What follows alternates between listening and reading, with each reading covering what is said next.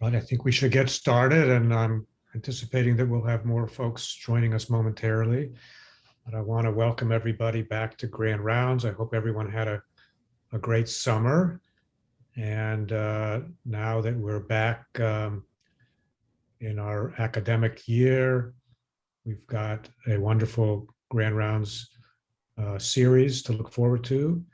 And I'd like to welcome our Vice Chair for Education, Sandrain Van Schaik, to give us a little bit of background about what to expect this year. So Sandrain, off to you. Yes, hello everybody. And I also hope that we will see our attendance grow over the next few minutes. I think we have to remind everybody that we created a culture around Grand Rounds where we start on time so that we get the most out of our hour with our speakers.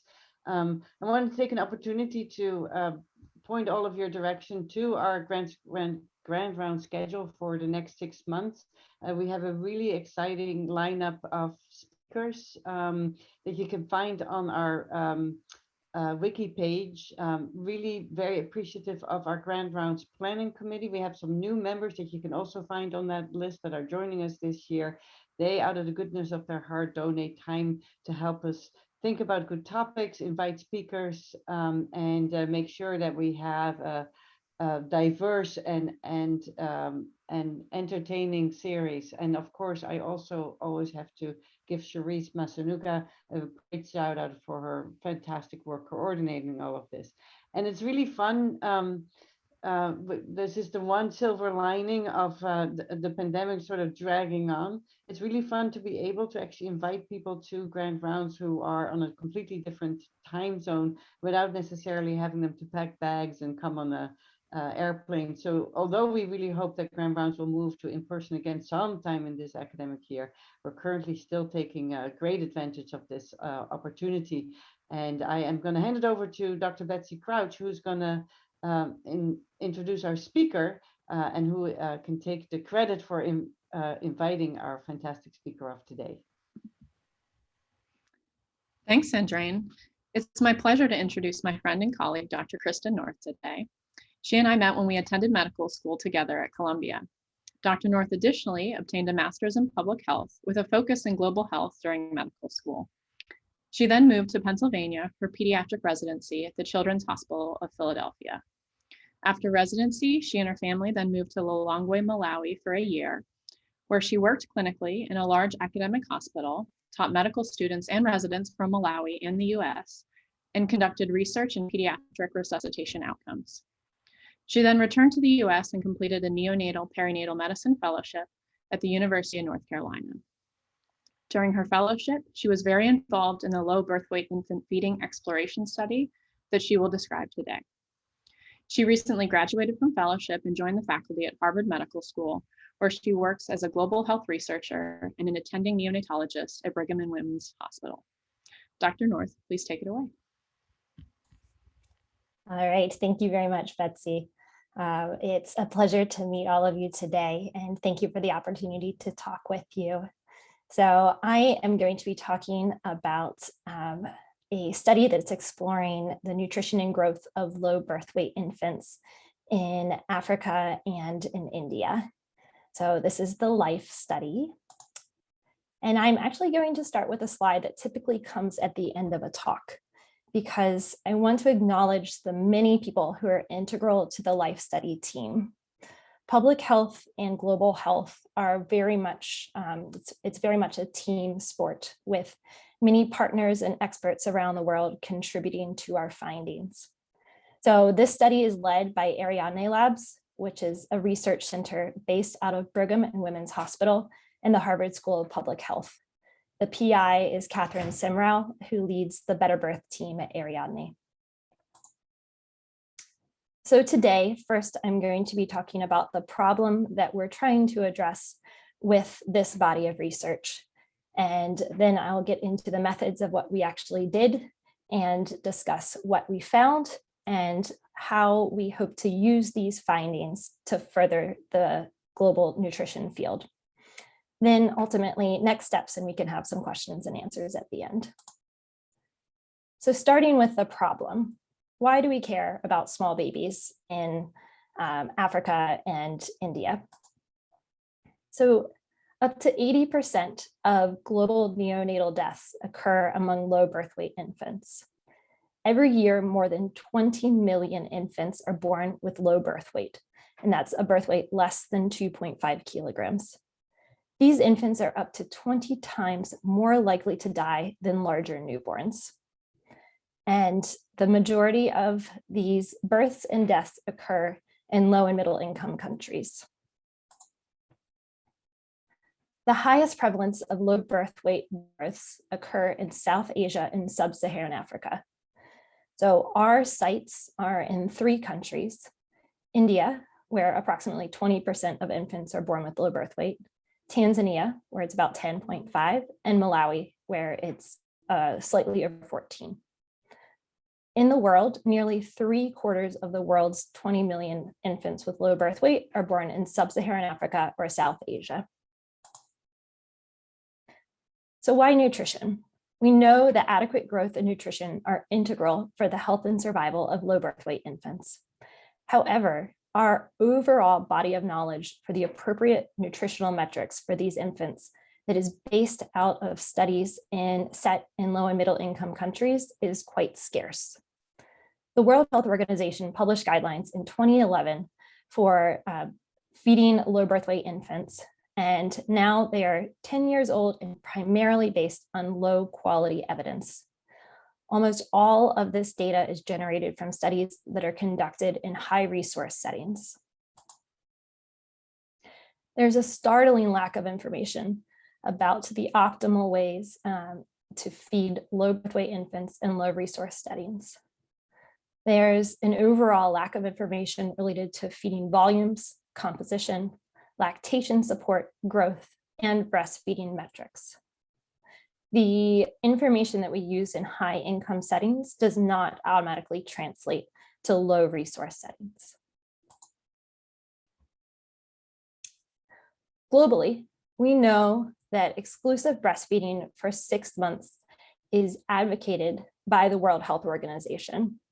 The World Health Organization recently set a goal that 70% of infants in the world will be exclusively breastfed up to 6 months by 2030. Currently, we're very far from that goal. So this is a picture showing UNICEF data by country. And you can see that the rates of exclusive breastfeeding for most countries in Africa and Southeast Asia are less than 60%. So in these settings, the alternatives to breastfeeding, such that we typically think of in the United States, such as transitional formula or regular formula, are not readily available and are frequently unsafe due to poor access to clean water. We need to understand more about how to encourage breastfeeding, but we also need to be realistic about the fact that breastfeeding is not going to work for every child. So there are many barriers to universal breastfeeding: maternal illness, infant illness, infant maturity, inadequate milk production, and the functional challenges of mothers who have to return to work. We also don't know that unfortified maternal milk is the best option for feeding low birth weight infants. Many of you have spent time in the NICU during your pediatric rotations at UCSF, and you know that the standard of care for small babies is fortification of milk. So our goal is to understand the current status quo for low birth weight feeding and growth patterns and feeding related health outcomes, with an eye to use this information to move the field forward by identifying key research objectives stemming from our work. So now that you have the background, what did we actually do? So as I already alluded to, we had sites in 3 different countries. We actually had 2 sites in India, one in Odisha state and one in Karnataka state, which have very different populations.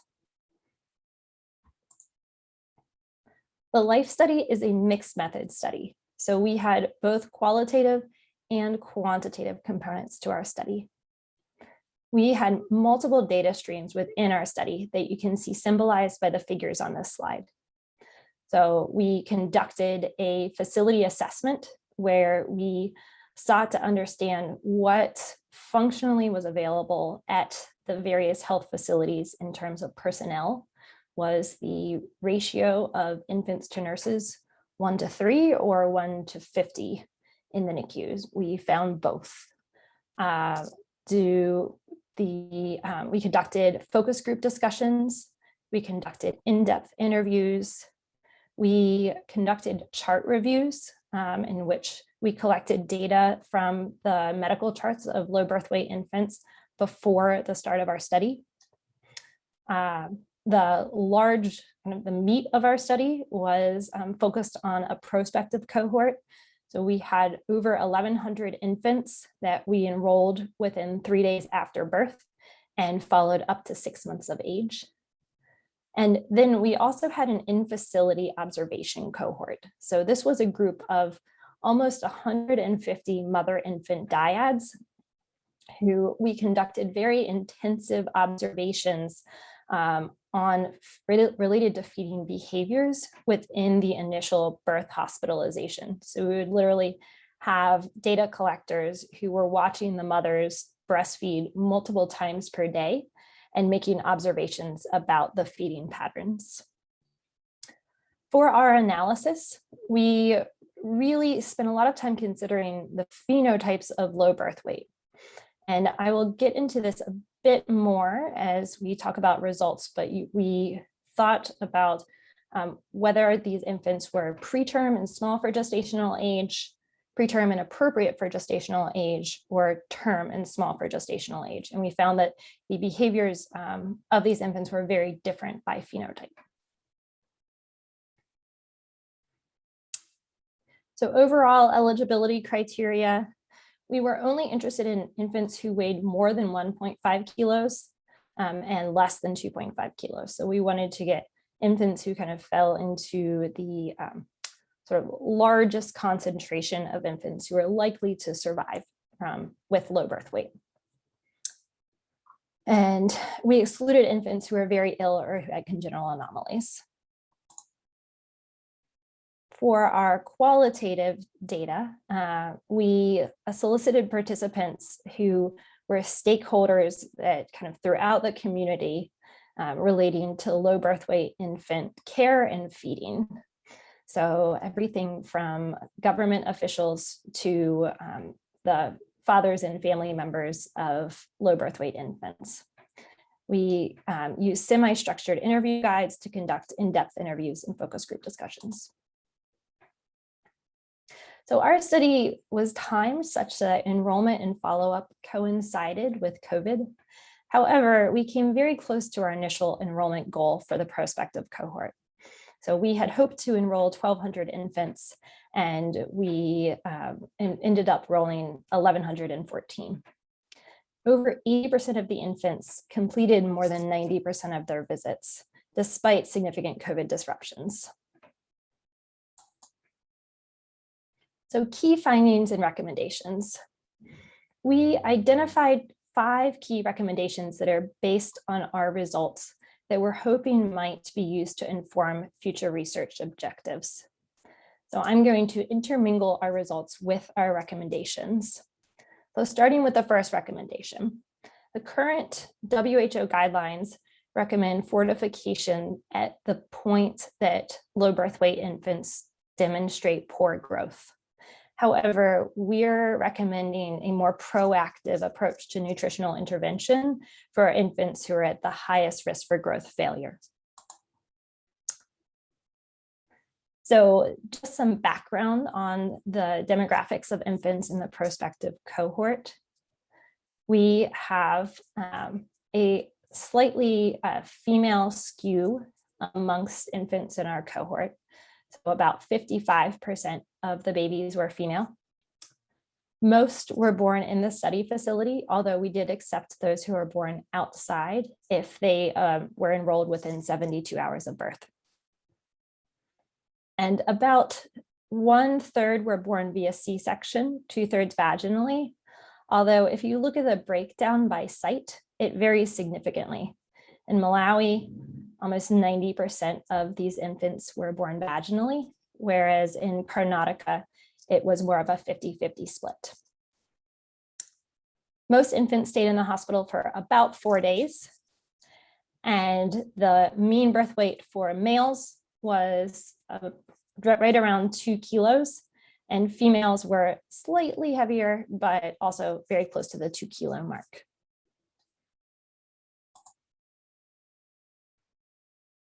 Gestational age. So the average gestational age was just below the preterm term threshold, so 36.5 weeks.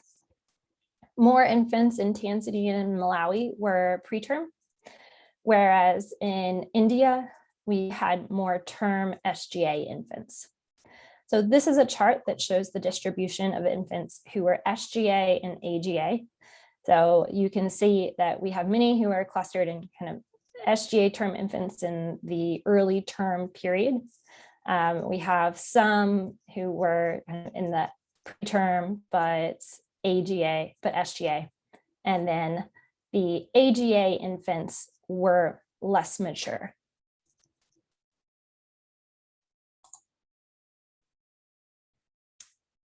So breakdown between the sites.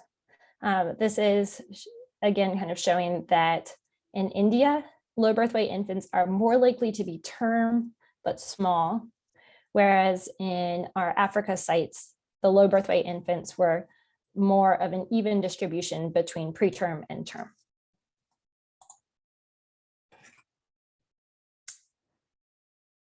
About 3% of infants in our cohort died before the 6-month follow-up, and the greatest risk for death was amongst those who were born preterm. So our infant mortality rate was 33 per 1,000, which, just for perspective, the UN Sustainable Development Goal is that newborn deaths will be less than 12 per 1,000 by 2030. About 2/3 of our deaths were among the preterm infants, and about half occurred within the first month. And you have to remember that we excluded infants who died within the first 72 hours. So this is a little bit skewed, where we anticipate it would be more than half if we'd included those infants. Most infants are fed breast milk throughout the first half of infancy, with little decline at follow-up. So over 90% of infants in our cohort were receiving breast milk through 4 months of age. So this, the introduction of mixed feeding did increase around the 10-week mark that you can see here in kind of the lighter green. However, only 42% of infants were exclusively breastfed up to 6 months. So the most recent 2020 data shows that the global rate for exclusive breastfeeding is up to 6 months is 44%. So we are actually a bit shy of the global rate. And obviously we are quite far off that 2030 goal of 70% of infants being exclusively breastfed up to 6 months. So what were they fed aside from breast milk? It was a combination of formula, animal milk, and then other liquids or foods, starting typically around 18 weeks. What were the risk factors for non-exclusive breastfeeding? So these included twin pregnancy, cesarean delivery, and a lack of maternal education.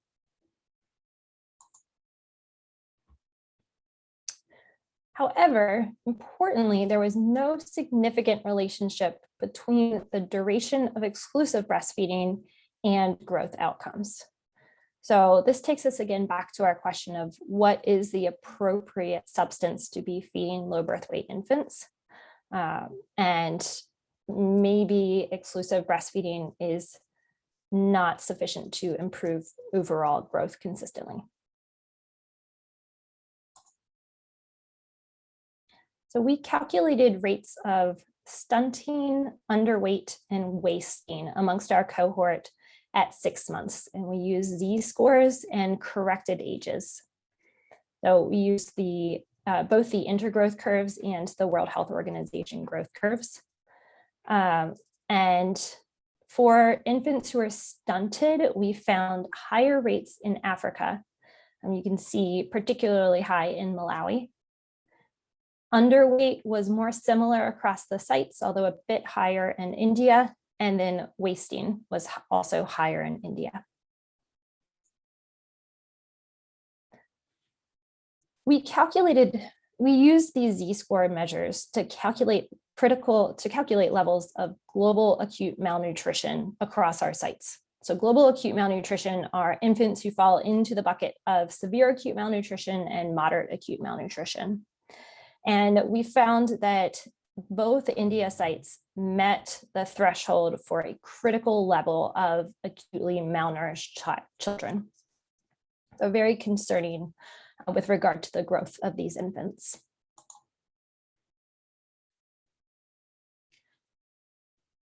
So these are some graphs that are showing the length for age z-scores over time, and weight for age and weight for length z-scores over time amongst our cohort. So we have preterm infants who are in the dotted lines, and then term infants in the solid lines.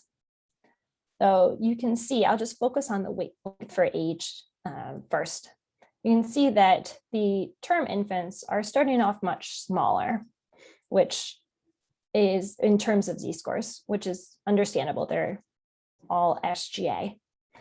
And then over time, they're improving, but it is not the rate of catch-up growth that we would necessarily hope for. So these infants are, a very large percentage of them are still falling through below the -2 z-score mark.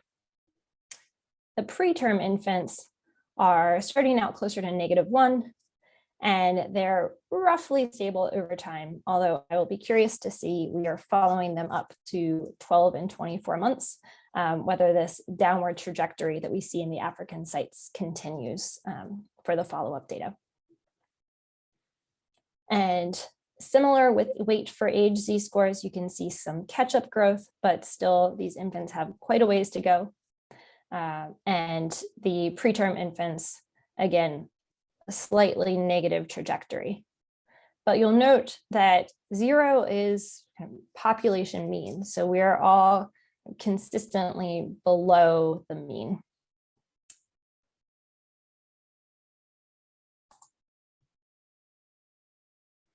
So we found that infants, so we were interested in looking at the correlation between early growth and 6-month growth, because we are looking for an opportunity to intervene before infants are demonstrating poor growth.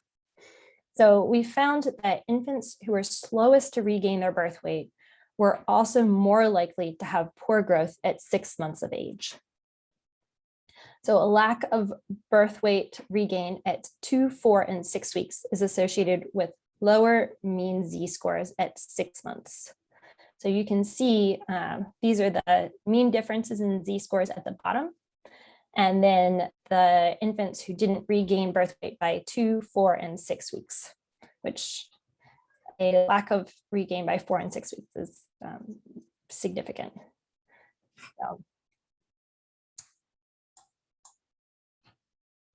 So now we have a general sense that these infants are not growing as we would hope.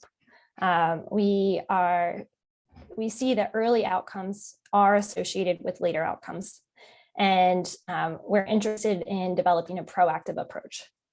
So our next recommendation is related to tools. So we are recommending the development of a suite of standardized tools to identify and intervene on low birth weight infants who are at risk for growth faltering and feeding difficulties. So growth velocity standards are very important for characterizing growth faltering. However, these are not available for SGA infants. Something that I really have grappled with quite a bit in the data interpretation side of the study is what is the appropriate trajectory for these SGA infants? And we don't have great data for that. The WHO growth velocity standards are based on larger term infants. And then we also have some preterm standards such as the Fenton that's based on in utero growth and really only goes up to 50 weeks corrected age. Another area of just generalized tools that we grappled with is how do we measure breast milk intake and breastfeeding quality? So we use two tools, one called Latch, which is designed for term infants, and another called PIBS, which is the preterm infant breastfeeding scale. And these were both used to assess the quality of breastfeeding amongst infants in our cohort. So when we had those data collectors who were sitting in the facility doing the in-facility observation, they were completing these tools. However, these tools are challenging to implement, particularly PIBS. And the data that we got, particularly with Latch, was really inconsistent. So almost all of the infants in some of the sites received a perfect Latch score, even though we knew that they probably had some feeding difficulties that we just were not picking up. Recommendation number 3.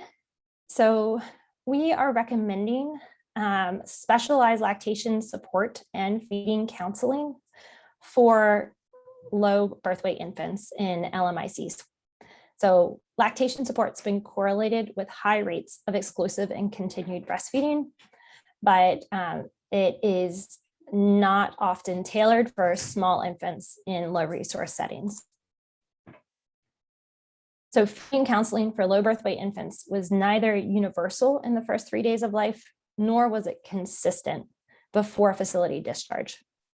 And among those who received baseline counseling, most of it was just general verbal advice. So I have a class where someone was talking to them about general breastfeeding skills, as opposed to hands-on support and problem solving the unique issues that the mother-infant dyads were facing. We also found minimal peer counseling within the community. So this is another form of breastfeeding support that's been demonstrated to improve breastfeeding rates. And peer counseling was a topic that we explored in our in-depth interviews and our focus group discussions, but less than 40% of mothers reported receiving peer feeding support.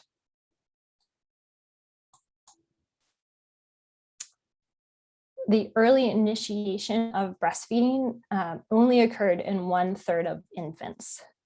So early initiation of breastfeeding within an hour of birth is a practice that's been associated with many positive outcomes, including increased infant survival. However, less than 1/3 of our infants initiated breastfeeding early. You'll see here that there was really significant site differences. So only 4% of infants in Tanzania initiated breastfeeding within an hour of birth, whereas in India and Odisha, almost 3/4 of infants were breastfeeding within an hour after they were born. So obviously there's some error related, or there's going to be some variability related to an infant's clinical status, where an unstable infant or an unstable mother is not necessarily going to be able to initiate early breastfeeding. However, that variation does not explain the wide variation in the findings that we have. So we think that a large part of this is related to the separation of mothers and infants. So in both Tanzania and Malawi, where you also see a low rate, almost all in Malawi and all infants in Tanzania are separated from their mothers and placed in a special care nursery or in a NICU. So they just don't have the access to come and breastfeed their babies. Often visitation is restricted to certain hours. So at the 2 to 3 hour mark, a mother can come in and breastfeed. But if it's not the feeding time, the mothers do not necessarily have ready access to their infants.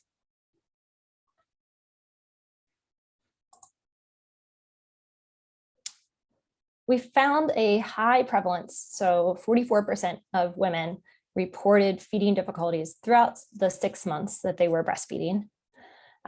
Within the first 2 weeks, about a quarter of women reported breastfeeding difficulties, and only half received help. And of the women who received help, only slightly more than half really had resolution of their breastfeeding problems.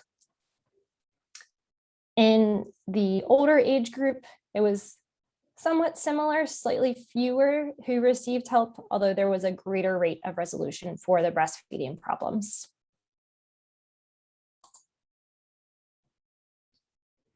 So breastfeeding counseling was associated with an increased duration of exclusive breastfeeding. So you can see for our pooled results, we found more breastfeeding amongst the mothers who received counseling initially. ODISHA looks like it was associated with a non-significant worsening, but this was, we're attributing this to a selection of the sickest babies to receive counseling. So these babies were a little different than the baseline population.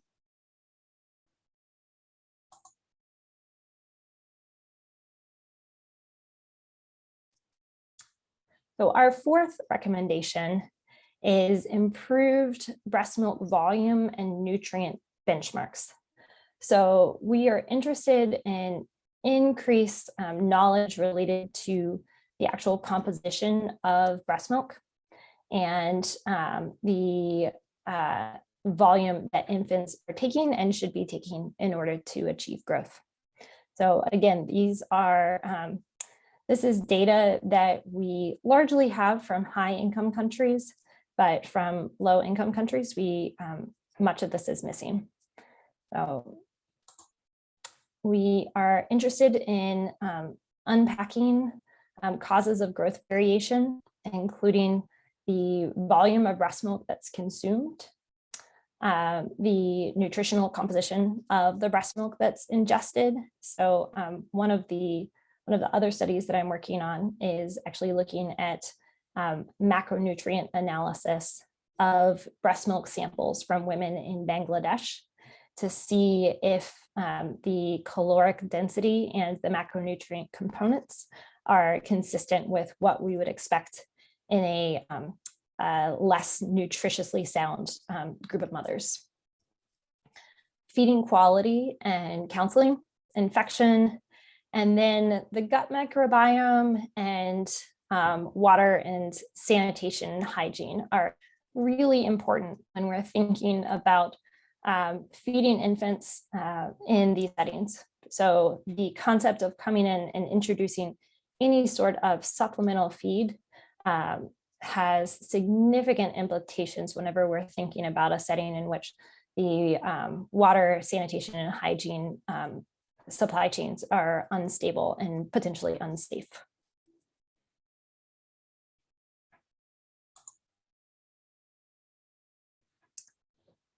So next steps for operationalizing this, we are interested in doing a follow-up study looking at establishing benchmarks for some of these key metrics, and ideally a multi-site intervention that's looking at the association between increased volumes and fortification and growth.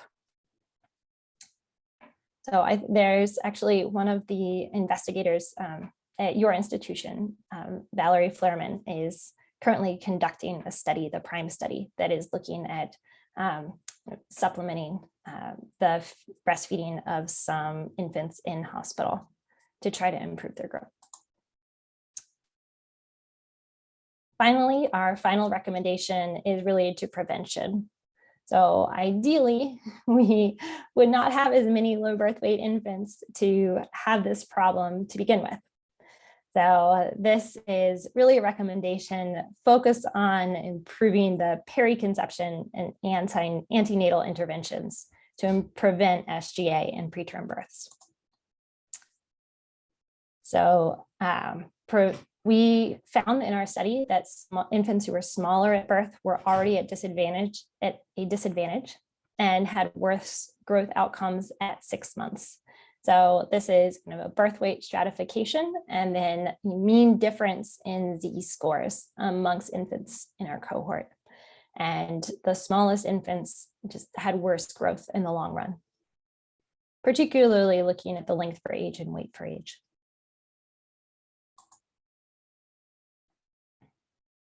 So next steps for operationalizing this would be to scale up existing evidence-based interventions and then to support existing research efforts on preventing SGA in preterm births.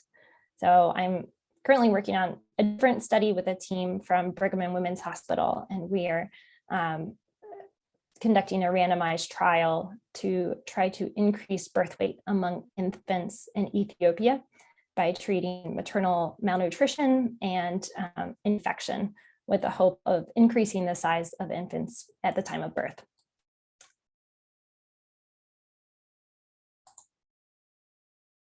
So overall, our key findings, we found a very high prevalence of reported feeding difficulties throughout the first 6 months. And we also found that of the vast majority of infants receive breast milk from birth through 6 months. However, only 42% of infants were exclusively breastfed up to the 6-month point.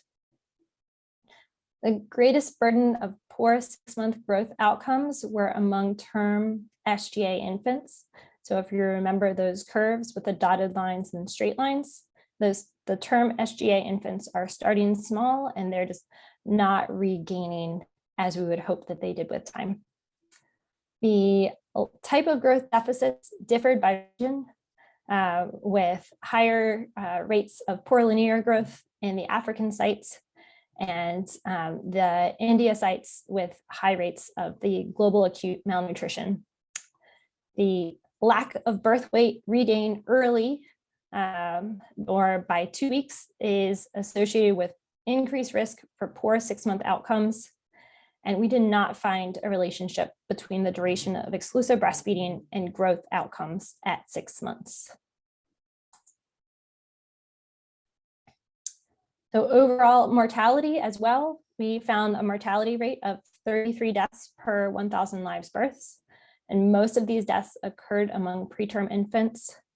About half occurred within the first month, but this is really between the first 3 days of life and month on the first month. And the infants who died had a lower average birth weight and more growth faltering early. So finally, I'm going to switch gears for just a moment, and I'm going to talk about careers in global health, because I know that many of you who are watching this presentation are trainees, and many of you might be interested in global health. So I wanted to kind of take an opportunity to talk about options, because there are many things you can do with a career in global health. So I kind of started with more of a clinical interest with a few international experiences for a couple of weeks or months working clinically. I think that if you were to do this, I would encourage you to go with a kind of well-established, ideally kind of a well-established partnership in a site where you have strong relationships and strong oversight, because it's very easy for American doctors to travel and think that they're helping people and actually be a bit of a burden to the system. And then in my career, I kind of moved to a more of a teaching role. So as Beth mentioned in the introduction, I spent a year working in Malawi, and I worked clinically, but I also did quite a bit of teaching. And for those of you who might be interested in teaching related to global health, there are many opportunities out there, ranging from helping babies breathe, teaching neonatal resuscitation, to working with medical students and other trainees, to opportunities to teach trainees in a different settings. I had the chance to teach students at the Malawi College of Medicine, and I got to work with the interns who graduated from that College of Medicine and were working within the hospital. So got to work with the Malawian health staff. So that was very rewarding. And then there are many opportunities with regard to device design. I think that you all in particular in San Francisco are well positioned for some innovative biomedical engineering approaches to global health problems. And finally, for those of you who are interested in a little bit more of a career commitment to global health, there are a number of fellowships really across the country that are offered, that are global health fellowships, with standalone global health fellowships, and then also housed within, like, for instance, emergency medicine fellowship, or I was a global health fellow within the division of neonatology at the University of North Carolina. So there are many opportunities for that. And I'm happy to talk with anyone who's interested in learning how to get into global health, because it can be a bit daunting at times to know how to kind of move forward in a career path in global health. And with that, I am going to turn this over for question and answer. Thank you so much, Dr. North. That was really great, and an enormous amount of work, so much data, and so many good conclusions and recommendations from that. And it sounds like a lot of work still in progress and a lot of work still to do. Before we turn it to questions, people, please post your questions in the Q&A and we'll address it. I just wanted to thank you for also including a piece about the career paths, and people should definitely take you up on the opportunity to get your advice, because you're never going to have too many mentors. At the same time, I hope that all of our local trainees are aware of our Global Health Pathways program that's open to all residents and fellows, and the many people in our own community that have expertise in global health, and particularly want to point out the two global health directors, pathways directors, Sohail Sood and Teresa Kortz. And Teresa, I think, is actually starting, similar to what you're alluding to, a global health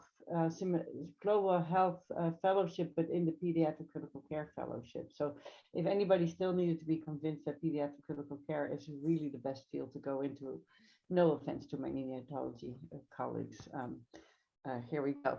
Okay, let's see if there's any questions. I have one question from Dr. Alma Martinez.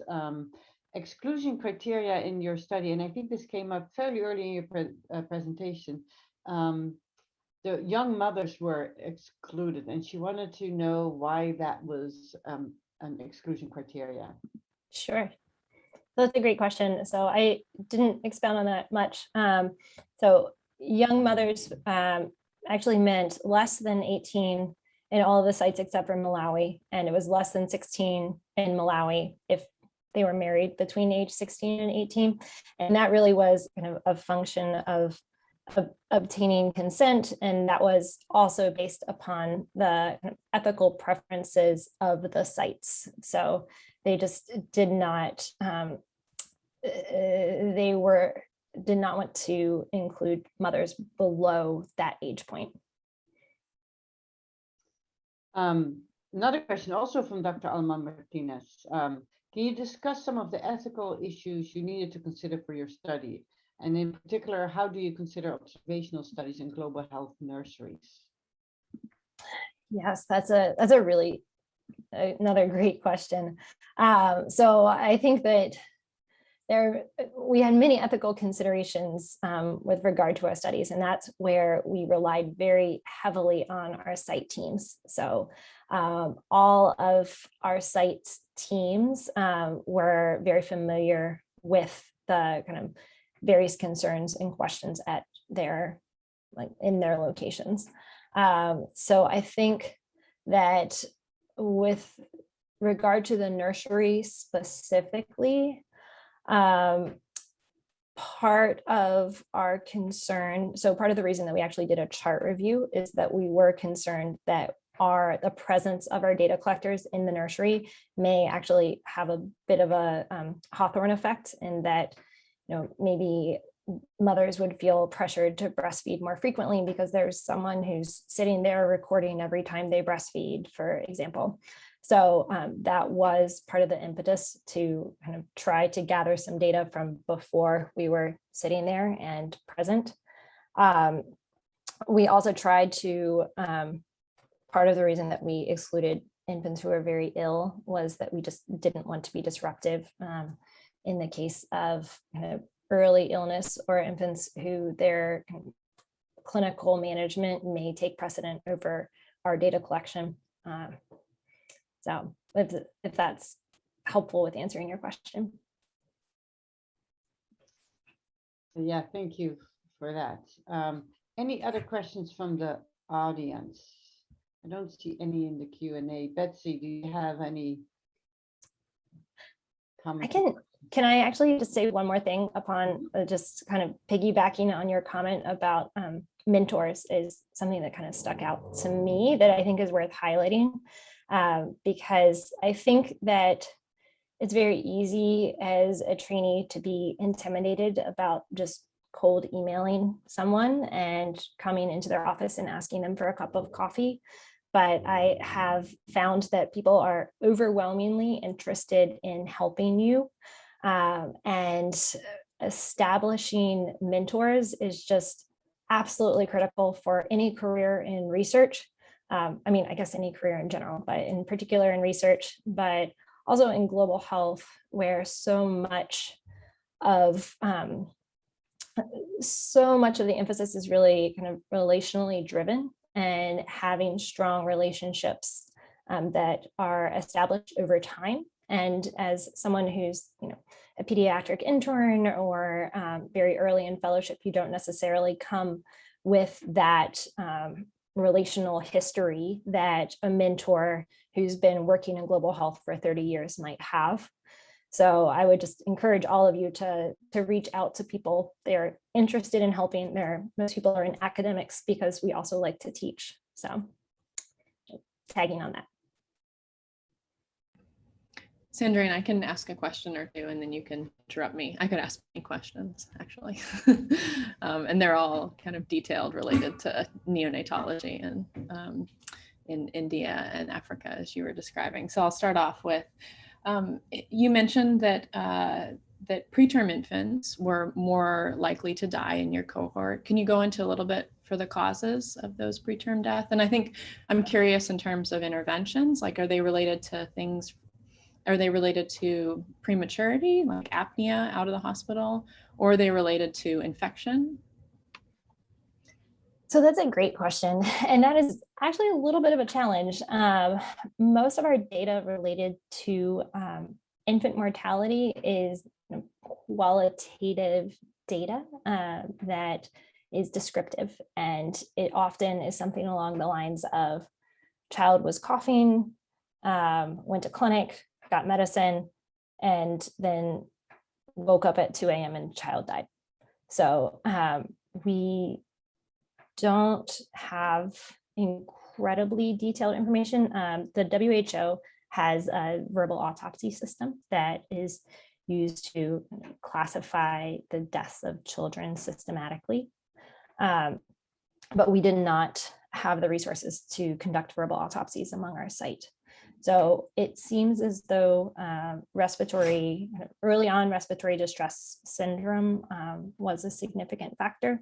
And then later respiratory illnesses and just overall infection, not otherwise specified, were kind of the two of the key causes of mortality.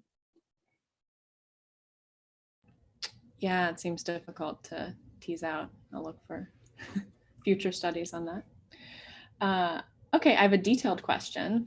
I think in our UCSF NICU, we think about when there's suboptimal linear growth supplementing with zinc. Do you know if zinc deficiency is related to deficiencies in linear growth in your study? Well, that's a great question. I do not have that information. Yeah. So I think micronutrients are something that we're interested in looking into in the future. And I know that's been a focus of I was just emailing with someone about zinc earlier this week. That's kind of one of the focuses of the World Health Organization. They're in the processes of updating their preterm infant guidelines.